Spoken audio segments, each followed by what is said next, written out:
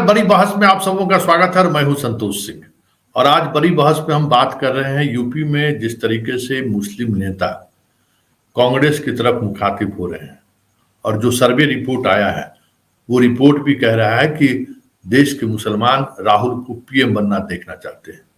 ऐसे में इमरान मसूद का कांग्रेस में शामिल होना यूपी की राजनीति में कितना प्रभाव डाल सकता है, इस पर हम चर्चा करने के लिए हमारे साथ मयंक जुड़ रहे हैं लखनऊ से। मयंक जी से हम समझना चाहेंगे, मयंक जी ये जो जिस तरीके से इमरान मसूद आज कांग्रेस में शामिल हुए हैं उसका क्या इम्पैक्ट यूपी की राजनीति में अगर हम बात करें तो क्या इम्पैक्ट पड़ सकता है? सर, इमरान मसूद का आज कांग्रेस में शामिल होना और पिछले कुछ दिनों से जो राजनीतिक घटनाक्रम हो रहे हैं देश में, खास तौर पे मुसलमान वोटों के और मुसलमानों के सिलसिले में, वो बहुत जुड़े हुए चीज हैं। इमरान मसूद को कांग्रेस लखनऊ में भी पार्टी हेडक्वार्टर में ज्वाइन करा सकती थी, स्टेट हेडक्वार्टर्स के अंदर। इमरान मसूद की ज्वाइनिंग दिल्ली में हुई, ऑल इंडिया कांग्रेस कमेटी के ऑफिस में। ये दिखाता है कि कांग्रेस ये महत्व समझ रही है कि इमरान मसूद के जुड़ने का क्या मतलब है। अब आते हैं इमरान मसूद है कौन अपने दर्शकों के लिए। तो इमरान मसूद 2007 में बतौर इंडिपेंडेंट उम्मीदवार विधायक का चुनाव जीत गए थे। सहारनपुर जिला है जो पश्चिमी उत्तर प्रदेश में का जिला है, जो हरियाणा से सटता है और दिल्ली से भी नजदीक है। उस जिले में मुसलमानों की आबादी 30% से ज्यादा है। कई रिपोर्ट ये कहते हैं कि 35 से 40% मुसलमानों की आबादी उस जिले में है। सहारनपुर एक डिवीजन भी है, एक एडमिनिस्ट्रेटिव डिवीजन है, प्रमंडल भी है, जिसमें 3 जिले आते हैं और उन तीनों जिलों में मुसलमानों की आबादी 25-30% से ज्यादा है। तो इमरान मसूद का 3 लोकसभा सीट है पश्चिमी उत्तर प्रदेश में, सहारनपुर, मुजफ्फरनगर और कैराना। इन 3 लोकसभा सीट पे जनाधार और प्रभाव है। जब वो 2014 में लोकसभा का चुनाव सहारनपुर से लड़ रहे थे तो उन्हें 4 लाख वोट आए थे और आपको याद होगा उस चुनाव में कांग्रेस उत्तर प्रदेश में प्रमुख भूमिका में नहीं थी। लड़ाई भाजपा और समाजवादी पार्टी में थी, कई सीटों पे बसपा से थी, मायावती की पार्टी से। लेकिन इमरान मसूद ने सहारनपुर लोकसभा सीट पे 4 लाख से ज्यादा वोट लाके एक बहुत कड़ी टक्कर दी थी भाजपा उम्मीदवार को। तो उनका जनाधार है। 2017 के चुनाव में भी वो कुछ हजार वोटों से विधानसभा चुनाव हारे थे।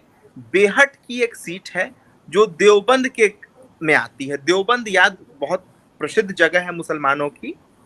देवबंद हम सब जानते हैं, जो भी इस चीज को समझते हैं। वो देवबंद की वो सीट थी बेहट नामक। वहां वो 97,000 के करीब वोट उनको 2017 के विधानसभा चुनाव में आया था। इमरान मसूद से मेरी आज भी बात हुई थी, आज जब वो पार्टी ज्वाइन कर रहे थे उससे पहले।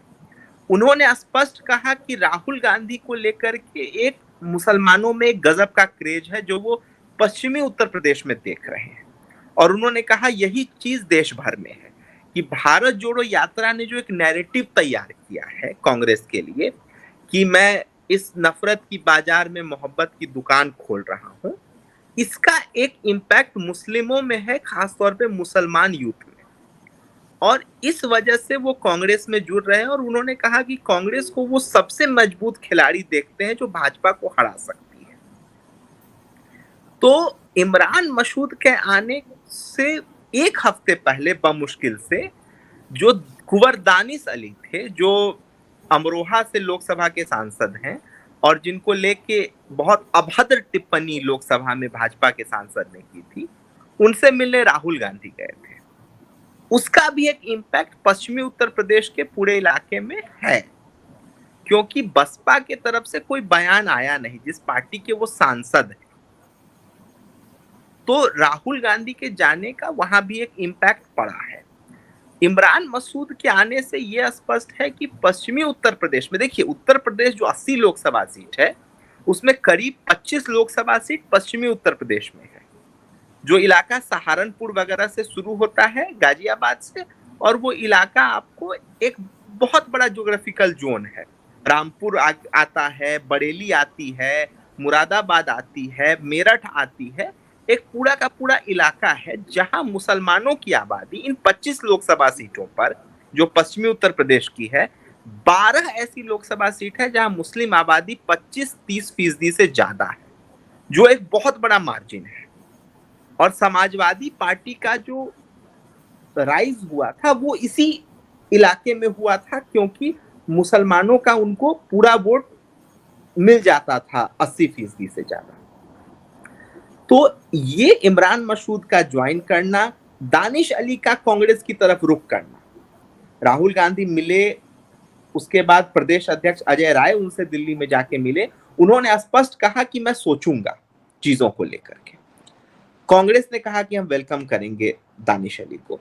इस सब का एक बड़ा मैसेज मुसलमानों के बीच में है, ये एक है। और मुझे लगता है कि कांग्रेस पोस्ट इंडिया अलायंस भी चीजों को देखेगी, क्योंकि उनके पास चेहरे भी लेकिन मैं एक बात और है कि जिस तरीके से पोलराइज करते हैं बीजेपी और कांग्रेस, समाजवादी और बसपा में नहीं जाकर वो कांग्रेस को पसंद कर रहे हैं। जिस तरीके से एक और बसपा के सांसद कांग्रेस के साथ आने को मन बना रहे हैं, क्या उसका वहां पे समाजवादी पार्टी से और जयंत चौधरी से गठबंधन की बात चल रही है, क्या उनको ये नागवार नहीं गुजरेगा?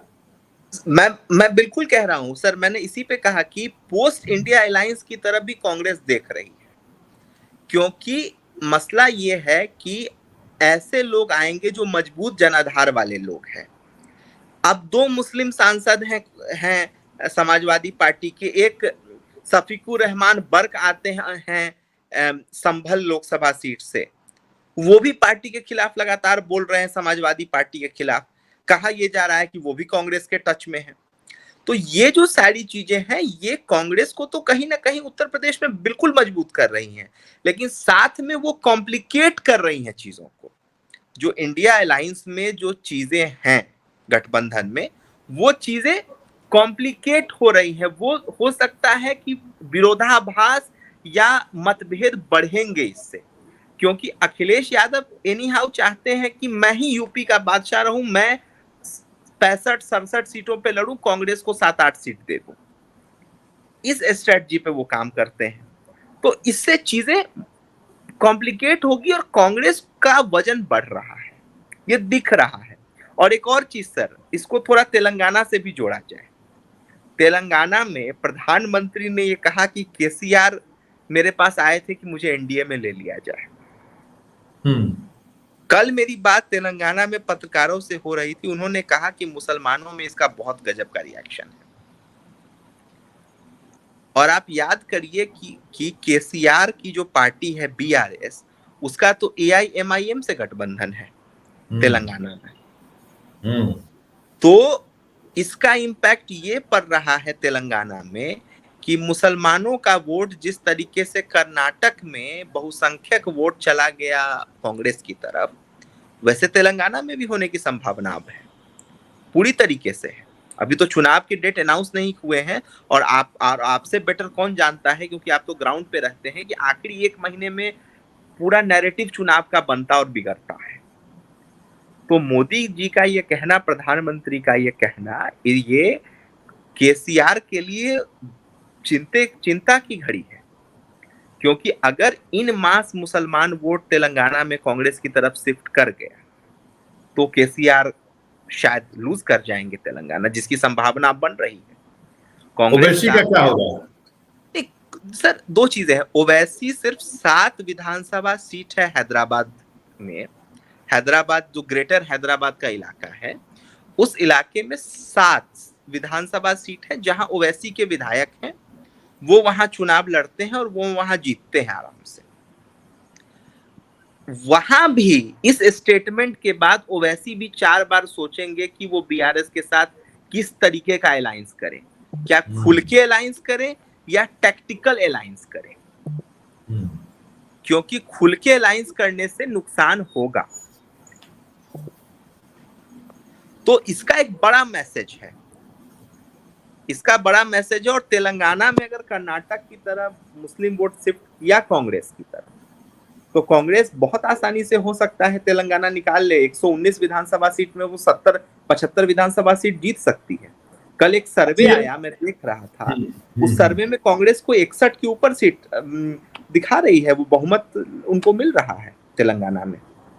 लेकिन यूपी में जिस तरीके से धर्म के आधार पर पोलराइजेशन होता है, वो जयंत चौधरी पिछली बार कहीं न कहीं विधानसभा में वो नहीं कर पाए, अंत समय में फिर से उसी तरीके का पोलराइजेशन हो गया। जो उम्मीद हम लोग कर रहे थे कि पश्चिमी यूपी में बीजेपी एकदम वॉश आउट हो जाएगी, वो स्थिति नहीं बनी।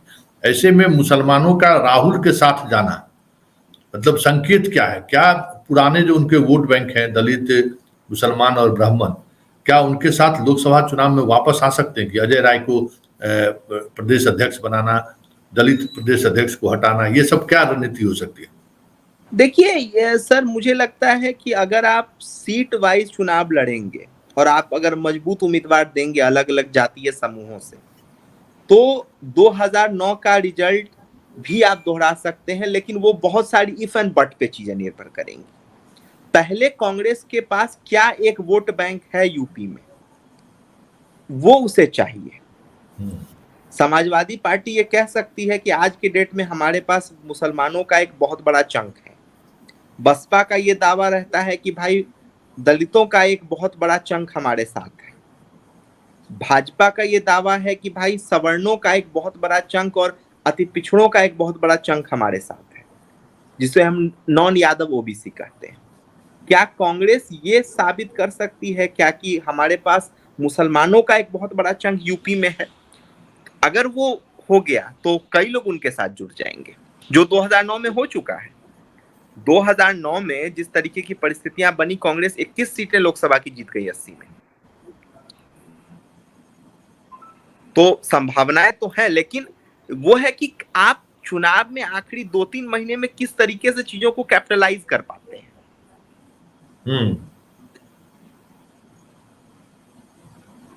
चलिए, बहुत बहुत धन्यवाद, आप हमारे साथ जुड़े और यूपी के हालात से आप हमें अवगत कराए। चलिए, बहुत बहुत धन्यवाद, शुक्रिया, गुड नाइट।